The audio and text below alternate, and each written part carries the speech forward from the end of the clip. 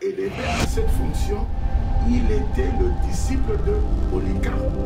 Donc vous voyez, disciple. C'est ce que Jésus avait dit.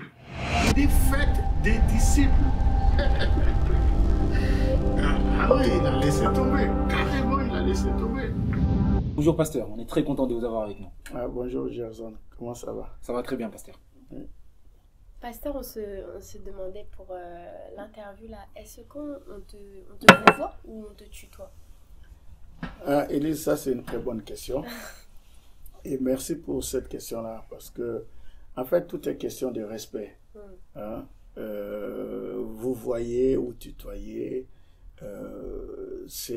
ça dépend du respect qu'on donne à la personne. Bon, on nous a appris à l'école que vous voyez, on vous voit toujours quelqu'un qui est supérieur. Mais quand on arrive dans la parole, on voit que Dieu, c'est le top, c'est lui qui nous a créés et tout. Mais Dieu, on le tutoie. En fait, ça amène un peu l'intimité. On est on est plus proche de Dieu, c'est pour ça qu'on les tutoie. Donc je préfère que vous me tutoyez pour cette fois-ci, et pour le reste des fois, on verra. Très bien pasteur. Nous sommes actuellement à Limoges, où tu as organisé des réunions de consécration pour des jeunes ministres. Donc le frère Caleb qui s'occupe de nous, les jeunes à Paris, et le frère Suleiman qui est pasteur ici à Limoges. Nous avons plusieurs questions à vous poser à ce sujet. Premièrement, pasteur, on se demande pourquoi on consacre un ministre, comment ça se fait aussi, et à quel moment? Ok, c'est une très bonne question. Je voudrais prendre un petit temps pour répondre à cette question parce que c'est très très important. Je dois mettre vraiment les bases. D'accord. La première chose que je vais dire, je vais lire une écriture dans 2 Timothée 3,14. La Bible dit, c'est Paul qui parlait à Timothée, il dit, toi, demeure dans les choses que tu as apprises et reconnues certaines, sachant de qui tu les as apprises. Donc, j'ai surligne, c'est vers la fin, l'apôtre Paul dit à Timothée, tu as appris des choses. Ce n'est pas dans le vent que tu as appris. Tu as appris certaines bases, tu as appris la parole, parce que Timothée était un grec, et quelqu'un lui a appris ces choses. Il dit, sachant de qui tu les as apprises. Donc, Timothée a dû apprendre des choses par quelqu'un. Et ce quelqu'un, c'était Paul. Et Paul disait dans d'autres épîtres, il disait, Timothée, mon fils, dans l'évangile. Il n'était pas son fils biologique, c'était son fils spirituel. Parce que c'est lui qui l'a engendré. Voyez, c'est pour ça que Paul dit, même aux Corinthiens, il dit, vous pouvez avoir plusieurs maîtres, mais vous n'avez qu'un seul père, puisque c'est moi qui vous ai engendré dans l'évangile. Donc Timothée, c'était le fils de Paul, c'était son fils spirituel. Et c'est Paul qui a encadré Timothée. Paul a transmis des valeurs à Timothée. C'est Paul qui a dit, il dit ici, tu as appris des choses, et ces choses-là, tu reconnais que ce sont des choses certaines, ce sont des choses vraies, mais il faut que tu saches qui te les a apprises. C'est ça le problème. Donc il y a quelqu'un qui a appris à Timothée, je répète ça, c'est vraiment la base de tout. Voyez, Timothée n'a pas appris ça comme ça dans les vents. Alors, pour aller un peu plus vite, répondre à cette question-là, Jésus a dit dans Matthieu 28, 19, il a dit, allez, faites de toutes les nations des disciples, les baptisant au nom du Père, Fils et Saint-Esprit, mais allez, faites de toutes les nations des disciples. Jésus n'a pas dit, faites de toutes les nations mes disciples. Il a dit, faites de toutes les nations des disciples. Je pense que vous comprenez. Hein? Des disciples. En fait, le disciple, il y a ce rapport, il y a le maître et il y a les élèves. Il y a le professeur Et vous êtes à l'école, vous voyez ce que je veux dire. Voyez? Donc il y a un qui connaît et l'autre qui doit apprendre de celui qui connaît. Voyez? Si tu ne peux pas rester tranquille et écouter celui qui connaît, ben, il faut que tu quittes la classe ou tu quittes l'école, puisque tu vas faire des désordres. Maintenant, Jésus a dit, faites des disciples. Nous voyons par exemple, la Bible nous parle des disciples des Jean. Jean-Baptiste avait des disciples. Paul était disciple de Gamaliel. Jésus avait des disciples. Et si vous suivez tout ça, vous verrez par exemple, il y a une citation que j'ai tirée ici. Fabanam dit dans le chef-d'œuvre, il dit Polycarpe, qui était un disciple de Jean, a continué la parole. Polycarpe était disciple de Jean. Jean était disciple de Jésus. Vous voyez ce que je veux dire? Oui. Donc, Jean, disciple de Jésus, Polycarpe, disciple de Jean. Et Fabanam continue, il dit, après Polycarpe, il y a eu Irénée. Il dit, dans Exposé cet âge de l'Église, âge de Smyrne, il dit, c'est Irénée que le Seigneur a élevé à cette fonction. Il était le disciple de Polycarpe. Donc vous voyez, disciple, disciple, disciple, disciple. C'est ce que Jésus avait dit. Il dit, faites des disciples. Or, aujourd'hui, notre problème, c'est que nous avons des croyants. Mais nous n'avons pas beaucoup de disciples. Jésus n'a pas dit, faites des croyants. Parce que le diable croit. Le diable, c'est un croyant. Il croit, et même lui, il tremble. Nous, on croit, mais on ne tremble pas. Mais lui, il croit et il tremble. Vous voyez? Le diable, c'est un croyant. Fabanam dit, il y a 3 sortes de croyants. Les croyants. Même les 2 autres sortes sont des croyants. Alors, donc, Jésus n'a pas dit de faire des chrétiens. Non, il n'a pas dit ça. C'est dans Actes chapitre 11 que la Bible nous parle que c'est à Antioche qu'on a appelé les disciples des chrétiens. Donc, c'est-à-dire 11 chapitres après que l'Église ait commencé, qu'on a appelé des chrétiens. Avant, on ne les appelait pas des chrétiens. C'était des disciples. Les disciples de Jésus, les disciples de Jean, les disciples de ceci.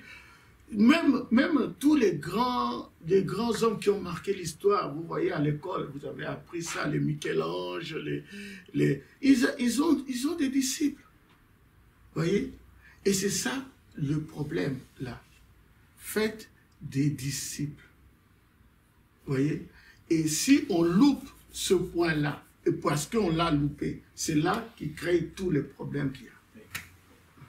Merci beaucoup, pasteur, pour toutes ces réponses.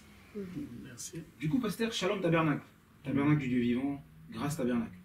Si un jeune d'une de ces églises sent l'appel dans son cœur, quelle approche doit-il avoir vis-à-vis de toi, pasteur? C'est-à-dire? Supposons que moi, Gerson, pasteur, une de vos brebis, je sens un appel en moi et que je suis un jeune ministre. Est-ce que je peux vous demander la chair? Déjà j'aimerais savoir, est-ce que toi, tu poses la question pour les autres ou bien pour toi? Je pose la question pour les autres, pasteur, je me prends en exemple. Non, parce qu'il faut que les choses soient claires. Oui. Ok? Oui. Donc, tu poses pour les autres. Je pose pour les autres, pasteur. Ok, c'est bien. S'il me demande la chair, déjà, c'est pas comme ça qu'on fait. Et je ne vais pas lui donner donc. Ça, même pas un rêve. Je vais pas lui donner la chair. Il faut pas dire que la chair appartient au pasteur. C'est vrai. Mais il y a certaines choses que j'aimerais expliquer parce que deux fois, souvent, on est les gens qui sentent l'appel sont souvent maladroits. Okay. J'aimerais un peu revenir sur la question d'avant. Oui. Hein? Il y a certaines choses que j'expliquais quand j'ai parlé de Paul et Timothée. Oui. Je disais que Timothée, c'était le fils de Paul, son fils spirituel. Donc, en d'autres termes, Paul était son mentor. C'est vrai. Hein? Et donc, c'est Paul qui devait l'encadrer. Et nous devons encadrer, parce que nous ne sommes pas éternels. Aujourd'hui, moi j'ai 61 ans, si Jésus tarde, je peux partir. Mais l'Église doit continuer, parce que l'Église c'est une institution. Ça doit continuer, il faut qu'il y ait d'autres qui prennent la relève. Alors, et ces gens-là, il faut les encadrer dès aujourd'hui. C'est pour ça que je fais cette génération AM, bien que ça dérange certaines personnes, oui. Mais c'est une génération. Vous êtes de cette génération que j'encadre. Oui. Donc, vous êtes pas seulement mes fils, mes filles. Par exemple, toi, tu es venu, tu as trouvé le bateau, oui. Mais Élise, j'ai marié ses parents, j'ai vu Élise naître, j'ai porté Élise, oui. Et elle est présentée au Seigneur, oui. Et Élise commence à devenir une jeune fille. Voilà. Donc, Élise, c'est une de mes filles ou petites filles. Mais bon, bref, Dieu n'a pas de petits-enfants, mais c'est une de mes filles. Donc, quelque part, si, que ce soit toi, Élise, ou un frère, je prends l'exemple d'un frère qui sent un appel, s'il s'approche d'une manière arrogante vis-à-vis de moi, ça ne marchera pas. Parce que quelque part, déjà, il m'a manqué de respect en tant que son père, spirituellement. Donc, maintenant, je parlais du mentorat. Paul était le mentor de Timothée. Là, vous avez saisi. Oui. Alors, Fabanam dit dans ses rangées du côté de Jésus, paragraphe 85, il a prêché en 62, Jeffersonville, il dit, supposons que j'aille en Inde, ça c'est très important que vous suivez ça, que je retourne en Inde, là-bas, je dirais à ces gens, peut-être qu'ils seraient des milliers, je resterai là-bas une semaine ou deux, et ils verraient ce ministère, ils l'aiment, ils croient que c'est la vérité. Ils sortiraient du paganisme, et là j'aurais, peut-être en l'espace de 2 ou 3 semaines, quand je suis allé là-bas, en 2 soirées, peut-être que 100 000 personnes se sont converties à Christ. Elles n'avaient aucun endroit où aller. Le lendemain, j'ai pris l'avion et suis reparti pour Rome, ensuite aux États-Unis. Je les ai laissés là, comme des brebis abandonnées au milieu des loups. Mais, si j'avais un groupe d'hommes, des jeunes hommes qui ont été formés dans le message, vous voyez, et que je puisse dire, hey, 1 minute, avant que je reparte d'ici, nous allons mettre ces églises en ordre. Je vais mettre en place un homme, je les ai avisés par télégramme, on leur a fourni de l'argent. Donc, des gens, des jeunes qui ont été formés. Je lance le filet, il y a du monde qui accepte le Seigneur. Mais si je les laisse, au bout de très peu de temps, ce sera fini. Tout le travail que j'ai fait va tomber dans l'eau.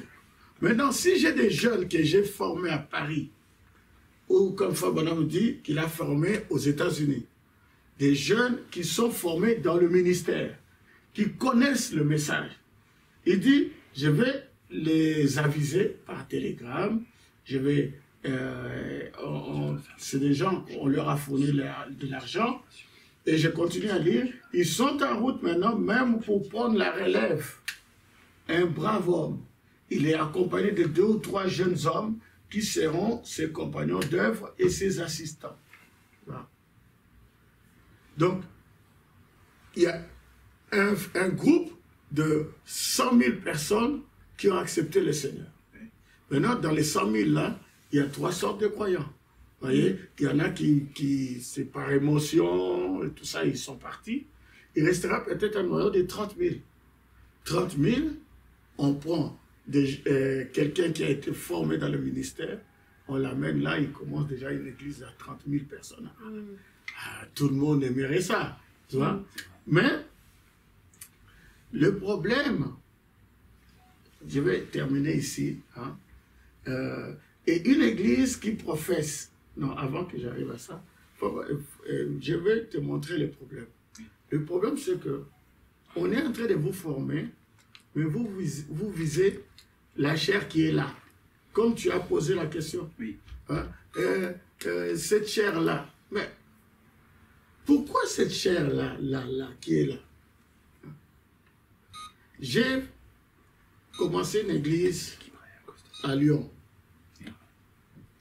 J'ai pris une église en Martinique. Quand j'avais commencé tout ça, j'avais demandé à l'église à Shalom Tabernacle, à l'époque, j'ai dit, si quelqu'un se sent capable, j'ai dit même à tous mes ministres qui étaient là, si quelqu'un peut prendre ces églises-là, parce que moi, je ne pouvais pas être à gauche, à droite, il n'y avait personne. Pourquoi il n'y avait personne? Non! La chair de pasteur, c'est ça qui intéresse les gens. Et ça, là, comme j'ai dit, même pas. Alors, Frère Branham dit, paragraphe 86, il dit, et une église qui professe cette même foi pourra être établie là-bas. Une église qui sera un avant-poste en Inde, un avant-poste en Allemagne, un avant-poste en Suisse, et bien même, maintenant même, nous devons en avoir dans toutes les nations où j'ai été. C'est-à-dire que un avant-poste là, donc c'est-à-dire, comme on est venu ici, à Limoges, on a un avant-poste à Limoges. Voyez? Donc, toutes ces églises-là, Oui. qui professent la même foi que nous. Maintenant, le problème, comme j'ai dit, c'est la chair. Papa dit que si vous sentez quelque chose, cherchez votre chair à vous. Voilà, comme ça, vous allez faire vos histoires dans votre coin. Dans le message question-réponse de 61, je vais juste paraphraser, mais vous lirez ça du paragraphe 29 jusqu'au paragraphe 33. Fabanam dit que si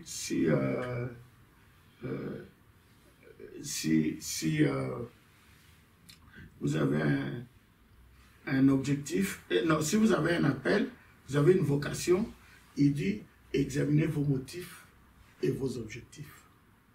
Si vos motifs sont je vais prêcher la parole parce que c'est un travail facile, il dit que là vous avez tout faux. Parce que vous ne pouvez pas savoir. Vous savez, prêcher la parole, c'est difficile parce que vous allez répondre pour des âmes. Mais être pasteur, c'est encore pire. C'est encore pire. Alors, les gens qui courent après le pastorat, je ne les comprends pas. Alors maintenant, si Dieu t'appelle, ok. Mais si Dieu ne t'appelle pas pour le pastorat, ne cherche pas des problèmes. Parce que ce sont des problèmes qu'on cherche. Est-ce que tu as compris? Oui, pasteur. Donc, bon, en gros, ce que je peux dire, c'est un peu ça. Alors, si je me rappelle bien, ta question c'était encore? Si un jeune Ouais. sent cet appel-là dans son cœur, Oui. quelle approche doit-il avoir envers vous? Quelle approche? Oui, ça c'est une bonne chose. Le ministère, c'est, comme je disais, c'est très très difficile. Dieu peut te former pendant 30 ans, t'utiliser pendant 6 mois, et après on te coupe la tête. Et tu vas entrer dans la gloire, comme c'était Jean-Baptiste. Hein? Ce n'est pas seulement que non, on t'applaudit, oui, c'est... Non, non, non. Et le problème, c'est d'attendre 30 ans. Tu es assis, et tu attends 30 ans. Non? Moi, c'est... Les gens, c'est... Dès qu'il a lu 2-3 brochures, ça y est, il faut qu'il monte à la chair. Non, non, c'est pas comme ça. Maintenant, quelle approche pour quelqu'un qui a un vrai ministère, il faut qu'il vienne s'asseoir. Il s'assoit et il écoute. Comme j'ai dit, Jean-Baptiste a été enseigné pendant 30 ans. Donc, Timothée, si tu es Timothée, tu t'assois au pied de Paul. Et c'est là la chose la plus difficile. s'asseoir aux pieds de Gamaliel. Quand Paul était assis, Paul était messager, prophète, mais il était assis aux pieds de Gamaliel. S'asseoir, reconnaître que celui-là, ce que j'ai besoin, c'est lui qui l'a. Et je m'assois et j'attends et j'écoute. Parce que je dois reproduire ce que j'écoute là. Hein? Alors, maintenant, je vais reproduire. Bon, j'aurai toujours ma particularité, mais je vais reproduire. C'est pour ça que Frère Branham dit dans le message de la foi et dans d'autres messages, il donne un exemple qui est très intéressant. Vous pouvez lire ça à partir de qu'il a prêché en 56, le paragraphe 14.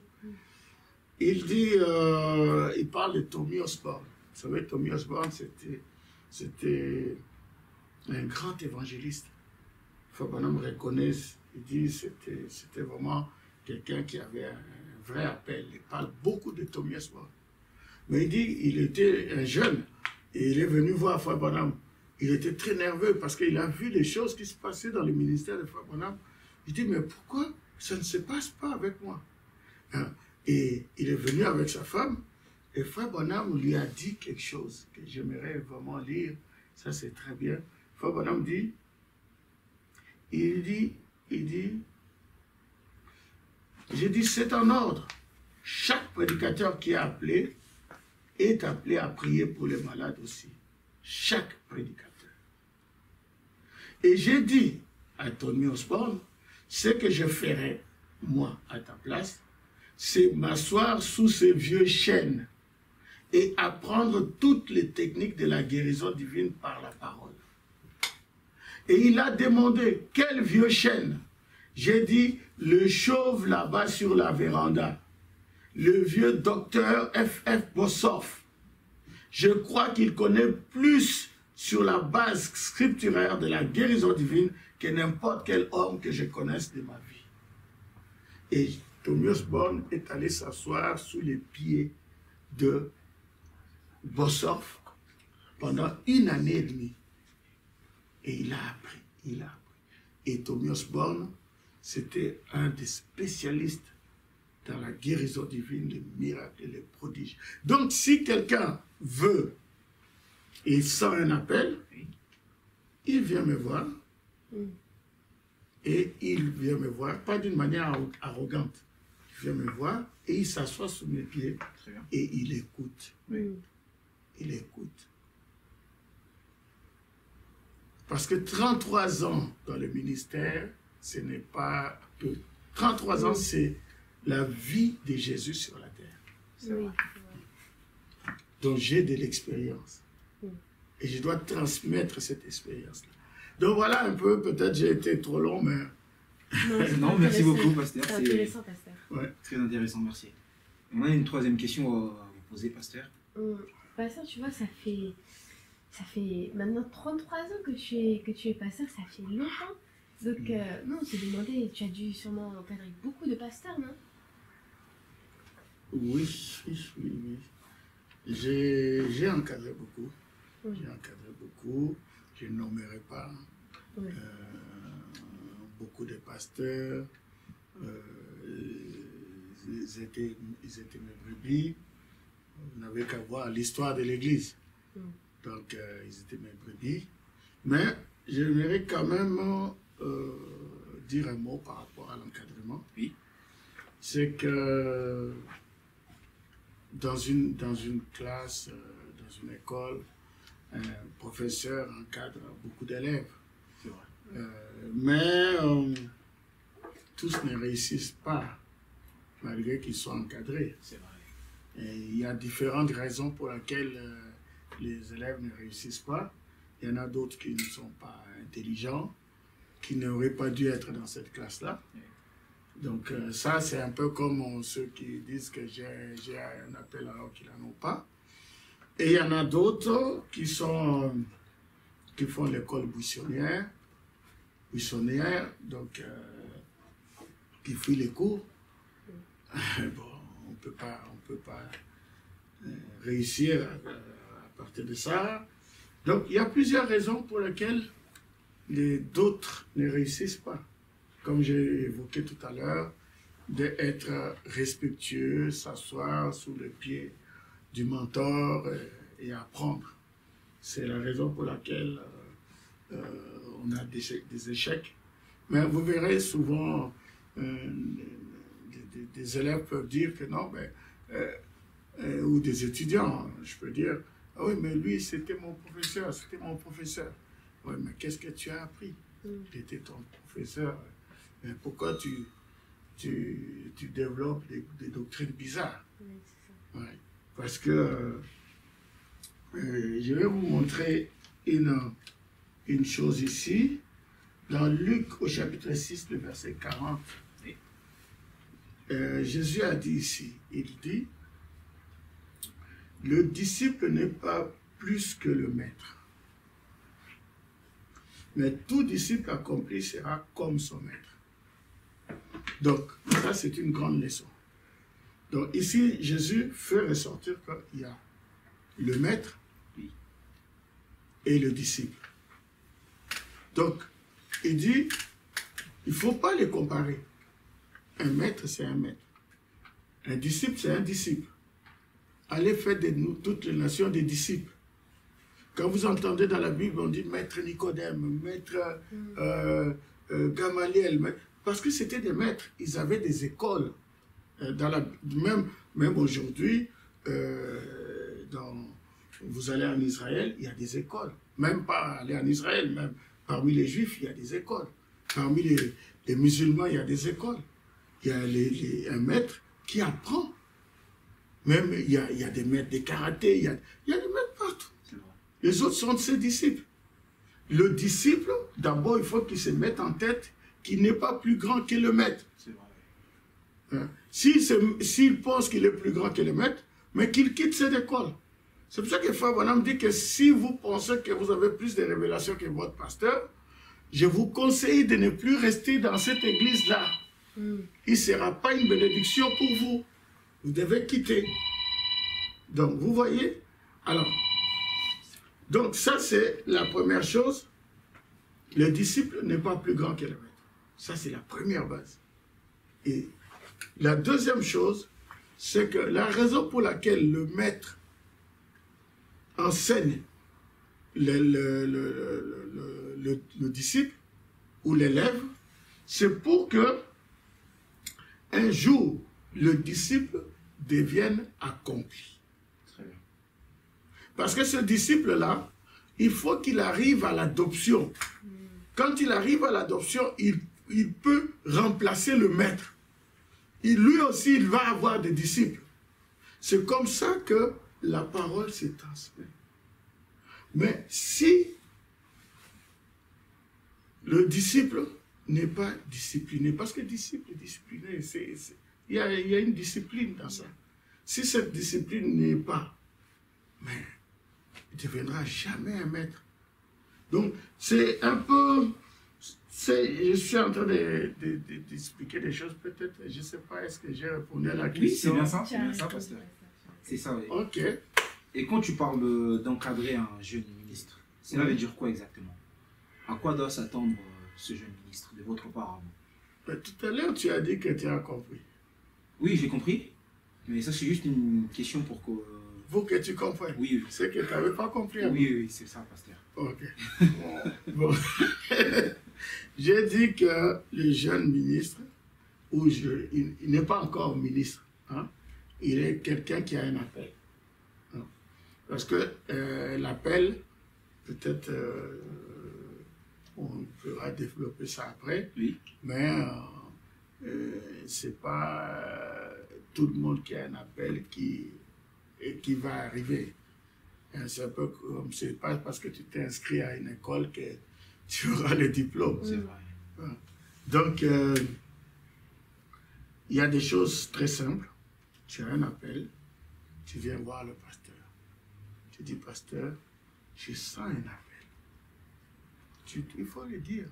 Tu dis à un pasteur, je sens un appel. Le pasteur va te dire, bon, ok, tu sens un appel. Parce qu'il y a une chose, il y a l'appel et la commission. Yes. L'appel, ce n'est pas encore la commission. Donc, tu sens un appel, ok. Mais tu n'es pas encore arrivé. Le pasteur va vérifier d'abord si vraiment cet appel-là est vrai. Bon, bien entendu, je ne sais même pas, j'ai dit vérifier, mais c'est toi-même déjà. C'est toi qui dois savoir si ton appel est vrai ou pas. Maintenant, tu t'assois et tu écoutes. Maintenant, c'est l'épreuve du temps qui détermine. Si on te dit de t'asseoir pendant 30 ans, Tu t'assois pendant 30 ans. tu t'assois pendant 30 ans. Jean-Baptiste, il avait eu un appel. Dieu l'a amené dans le désert. Il a formé pendant 30 ans. 30 ans dans le désert. Et il mangeait quoi? Des sauterelles, il mangeait... Ouais. Il faut être prêt à manger les sauterelles aussi. Ouais. Donc, c'est un peu ça. Et puis, avoir toujours du respect pour le mentor. Et puis, la capacité d'assimiler. Si tu n'arrives pas, tu poses la question. Parce que toi, en fait, pourquoi on a appelé les chrétiens chrétiens? C'est parce qu'on a vu leur manière de parler. Ils ont dit, ils marchent comme Christ. Ils parlent comme Christ. Ils agissent comme Christ. Donc, c'est des petits Christ chrétiens. Ouais. Donc, c'est ça. Donc, en fait, si moi, j'encadre, je t'encadre, par exemple, Gerson, si tu vas quelque part et que tu parles, ils vont voir, lui là, même sans que tu dises tu viens des Shalom Tabernacle, ils vont te dire que non. Lui, il parle comme Arthur Mosaka. C'est vrai. Maintenant, si tu parles de tes affaires, tu es déjà, je ne sais pas moi, dans la nouvelle cité, dans le millénium, alors que moi, je ne crois pas du tout à ça. Oui. Ah ben, il y a un problème. C'est vrai. On va te demander de quelle école tu es sorti. Je peux rajouter une chose. Oui, pasteur. J'ai vu que tu avais une question, mais attends, je vais rajouter quelque chose par rapport à ce que tu as compris. Hein? Il y a une citation dans le message, le baptême du Saint-Esprit, Frère Branham a prêché en 58, le paragraphe 189. Et dans cette citation-là, Frère Branham dit, il parle de l'apôtre, il dit, Dieu a établi dans l'Église premièrement des apôtres. Il a dit, c'est-à-dire des missionnaires. Il dit, nous en avons un ici, à notre Église, maintenant. Un jeune homme qui est un ami à moi, que j'appelle Chris Jeffries. Son nom, c'est Jeffries. C'est l'appel le plus élevé, un missionnaire.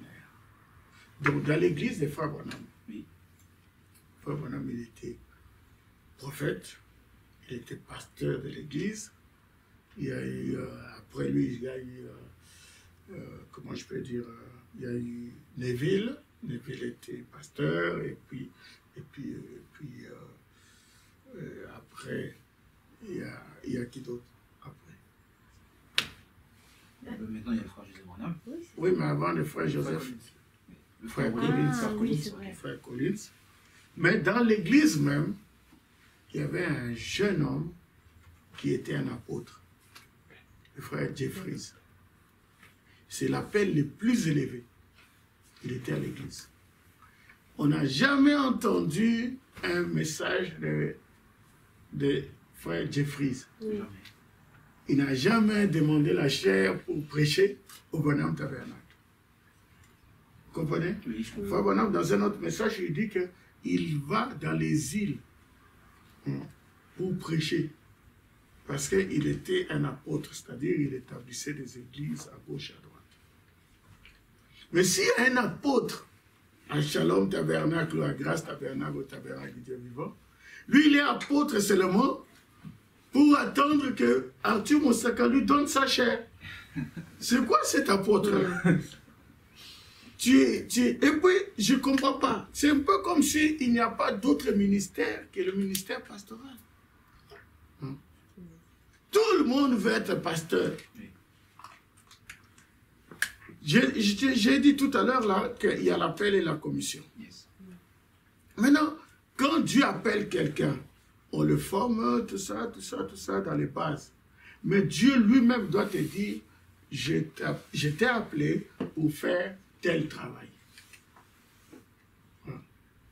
Mais tout le monde, que ce soit évangéliste, il devient pasteur. Apôtre, il devient pasteur. Prophète, il devient pasteur. Je ne sais pas moi, musicien, chrétien, il devient pasteur. Caméraman, il devient pasteur. Donc c'est compliqué tout ça. Il faut qu'il y ait aussi des jeunes qui sont à l'église, qui sont apôtres, qui sont évangélistes, qui s'assoient. Si tu es évangéliste, tu y vas, tu fais comme une boule de feu, tu amènes les gens à l'église. Yes. Et quand ces gens-là viennent, tu ne dis pas que ce sont mes gens. Non. Tu les as amenés là pour que le pasteur puisse les encadrer. Très bien. Là, tu as saisi. Oui, j'ai saisi, pasteur. Donc, il y a un problème à ce niveau-là. Donc, voilà. Bon, maintenant, toi, tu avais une question à poser. Moi, pasteur, je me demandais, du coup, on est ici pour le frère Caleb et le frère Suleiman. Et cet encadrement dont on parle là depuis tout à l'heure, tu as fait ça aussi pour le frère Caleb et le frère Suleiman? Oui, oui. J'ai fait ça pour le frère Caleb. Frère Caleb, je l'ai suivi pendant des années. Je dis des années. J'ai vu les résultats. J'ai moi-même assisté à des éducations de frère Caleb, où j'ai vraiment... il a prêché une fois à Lyon. J'ai cru que j'allais manger mes chaussures. J'ai dit, mais c'est pas possible, je ne les reconnaissais plus là. J'ai dit, mais c'est pas Caleb que je connais. Ouais. Donc, si j'arrive au point où je veux le consacrer, c'est parce que je suis convaincu. Moi, je ne suis pas quelqu'un, si je ne suis pas convaincu d'une chose, je ne suis pas concerné. Rien du tout. Je ne mets pas mes mains sur quelqu'un sur qui je sais qu'il n'a pas de ministère. Non. Maintenant, pour ce qui est de Suleiman, Suleiman, c'est une boule de feu. C'est une boule de feu. Suleiman, c'est quelqu'un, peu importe l'endroit où il est, il peut former une église. Il est allé en Belgique, là, il a mis les feux en Belgique. Il est allé à Lille, il a mis les feux. À Orléans, il a mis les feux. Et lui, il ne cherche pas des églises qui soient établies, non. Non, lui, il va dans la rue, il va dans les gares, il va prêcher des gens. Mais non, ce garçon, ce qu'il fait, c'est extraordinaire. Il est arrivé ici à Limoges. Avant d'aller à Limoges, il est venu me voir, il me dit, pasteur, je sens dans mon cœur d'aller à Limoges. Je sens que le Seigneur me dit d'aller à Limoges. Moi, je lui ai dit, oh, ok, vas-y. Je l'ai aidé un peu, mais il est allé à Limoges, il a dormi dans les gares, mais les choses que Suleiman fait, c'est incroyable. Quand vous voyez l'église, là, moi, quand je suis venu voir l'église, je n'en croyais pas mes yeux. Quelqu'un qui a été parachuté à un endroit et puis il met le feu dans la ville. Donc là, quand je viens ici, c'est pour concrétiser ce qui a été fait. Alors, il y a un autre point que je veux quand même souligner en quelques mots. Je vais pas prendre beaucoup de temps. J'aime beaucoup le respect que Suleiman, Caleb, ils ont vis-à-vis de moi et de mon ministère. Maintenant, si je vais prendre Caleb, non, je vais prendre plutôt Suleiman. Suleiman, bon, bien entendu, il a changé de nom, Salomon. Bon. Je lui ai dit Salomon, c'est Suleiman, c'est la même chose. Après, Paul, bon, je lui ai dit, vous essayez de calmer un peu, parce qu'après, on n'en finit plus. Moi, je l'appelle toujours Suleiman.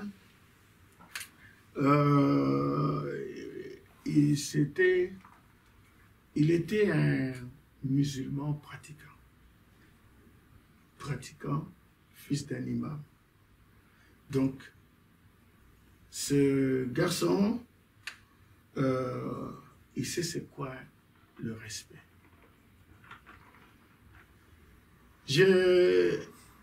Vous savez, on peut toujours critiquer les musulmans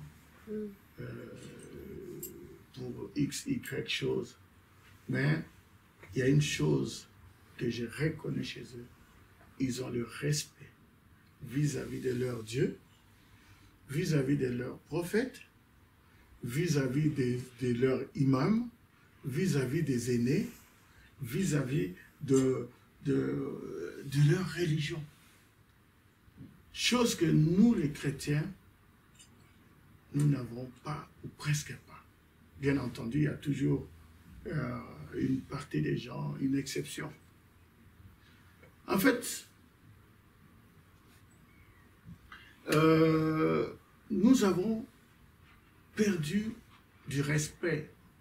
Regardez les chrétiens, comment ils traitent les prêtres, ils traitent les pasteurs, les prophètes, n'en parlons même pas.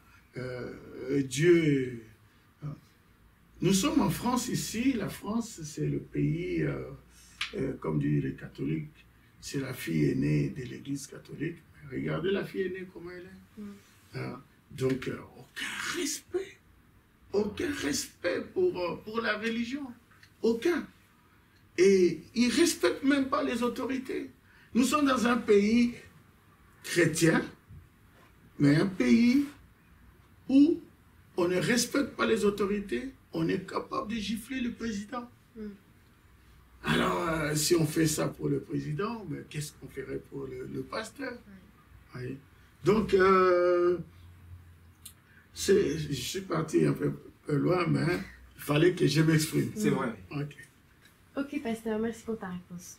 Merci. Et oui, pasteur, souvent les jeunes ministres se sentent incompris ou encadrés. Et ils se disent que les anciens ne veulent pas qu'ils progressent. Est-ce que tu peux nous donner ton avis sur ce cas, s'il te plaît? Bon, tout est une question d'approche. Déjà, il y a un ancien frère, il est parti dans la gloire maintenant. Il me disait une chose, il me disait, Frère Branham me dit que celui qui a la vraie chose ou celui qui est vraiment appelé, il fouille. Voilà. Alors, je ne peux pas comprendre comment tu as un vrai appel et tu fais pression comme si, je ne sais pas quoi. Oui. Normalement, d'une manière ou d'une autre, la chose va, Dieu va arranger les choses pour que... Donc tu ne peux pas mettre la pression comme ça. Ouais. Moïse, quand Dieu l'a appelé, et même Dieu lui donnait la commission, Moïse ne voulait pas y aller. Il a commencé à bégayer, il dit que non, mais je bégaye, mais regarde, je bégaye. Mais Dieu lui a dit, mais qui a fait la bouche?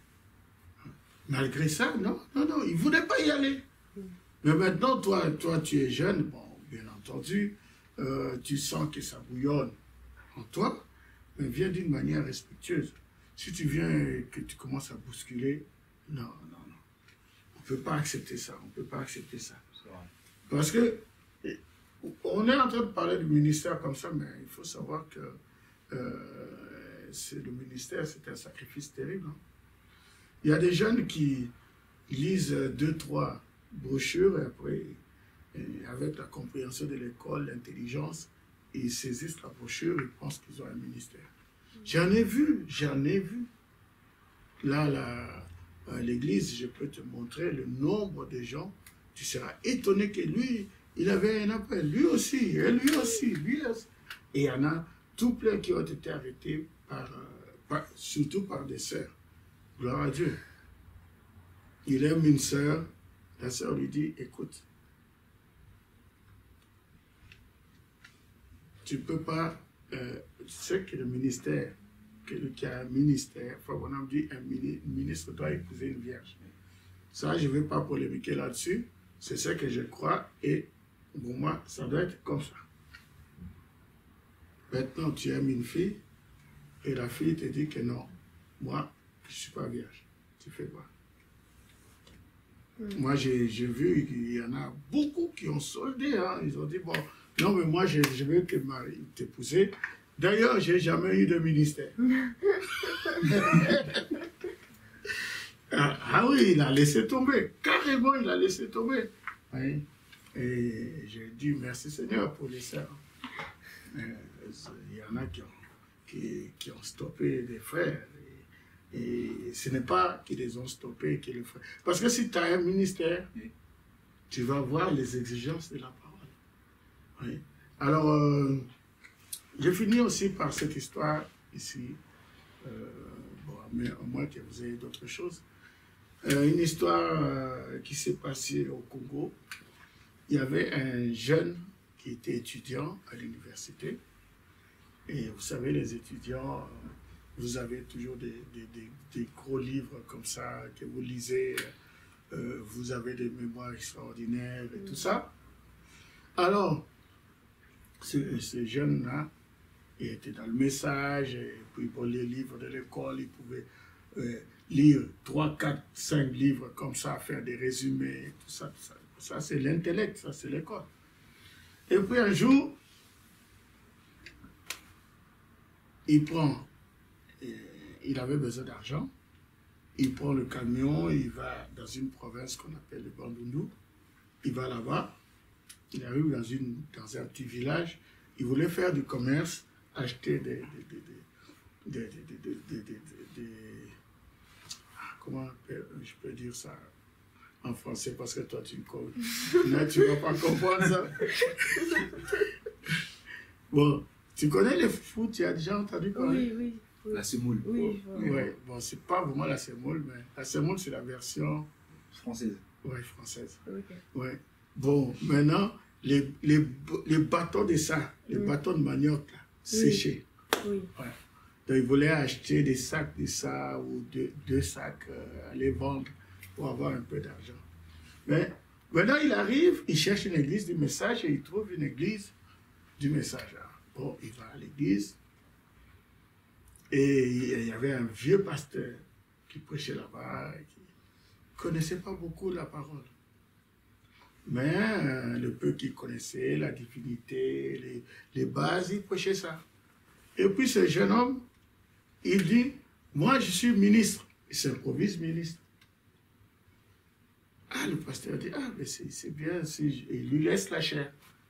Il monte, il a avalé des petites brochures que nous avons là, il les a avalées. Il a les capacités intellectuelles, il les a avalées. Il monte, il commence à parler de qui est ce Melchisédek, que Dieu nous a élus avant la fondation du monde, et tout ça, avec les gestes qui vont avec. Là. L'église était là, waouh!